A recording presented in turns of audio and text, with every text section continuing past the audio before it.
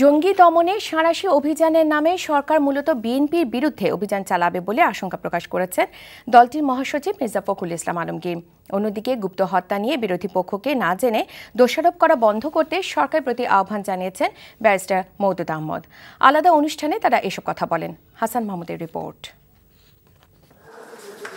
গাইবান্ধা জেলার ফুলপুর উপজেলার এরেন্ডাবাড়ি ইউনিয়ন পরিষদ নির্বাচনে সহিংসতায় আহত বিএনপির বিজয়ী চেয়ারম্যান নুরুজ্জামানকে দেখতে জাতীয় অর্থোপেডিক হাসপাতাল ও পুনর্বাসন কেন্দ্রে যান দলের মহাসচিব মির্জা ফখরুল ইসলাম আলমগীর।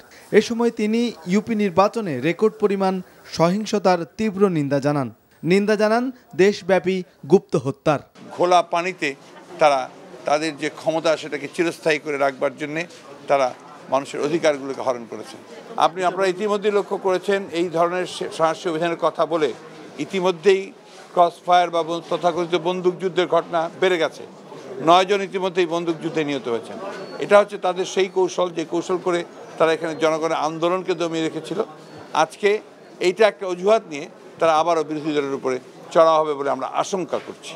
এদিকে জাতীয় প্রেস ক্লাবে কিংবদন্তি মুষ্টিযোদ্ধা মোহাম্মদ আলী স্মরণে আয়োজিত শোক সভায় বিএনপি নেতারা অভিযোগ করেন দেশে গণতন্ত্র নেই বলেই উগ্রবাদ ভয়ঙ্কর হয়ে উঠেছে, আর কিছু ঘটলেই সরকার দোষ চাপায় বিরোধী পক্ষের উপর। এই জঙ্গিবাদ উগ্রবাদের উত্থানের পেছনে যদি সত্যিকার অর্থে গবেষণা করেন তাহলে দেখবেন যে তার একটি অন্যতম কারণ হলো দেশে গণতন্ত্র নাই, সেটাই একটা কারণ।